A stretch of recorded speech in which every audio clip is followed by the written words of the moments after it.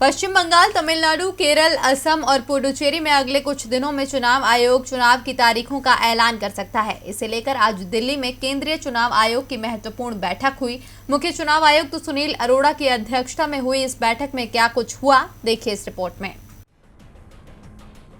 पश्चिम बंगाल समेत 5 राज्यों में होने वाले विधानसभा चुनावों को लेकर केंद्रीय चुनाव आयोग में आज महत्वपूर्ण बैठक हुई।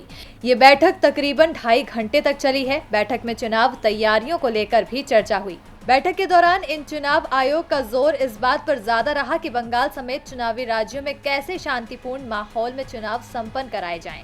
बैठक में इस मसले को लेकर विस्तृत चर्चा की गई। मुख्य चुनाव आयुक्त सुनील अरोड़ा की अध्यक्षता में हुई इस बैठक में दोनों चुनाव आयुक्त भी उपस्थित रहे।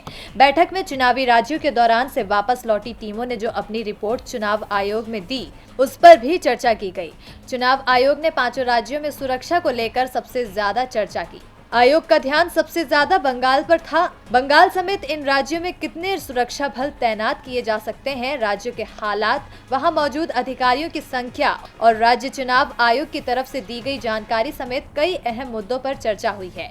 चुनाव आयोग की तैयारी लगभग पूरी हो गई है। आयोग अगले कुछ दिनों के भीतर ही बंगाल, तमिलनाडु, केरल, असम और पुडुचेरी में विधानसभा चुनावों की तारीखों का ऐलान कर सकता है। डीबी लाइव की रिपोर्ट।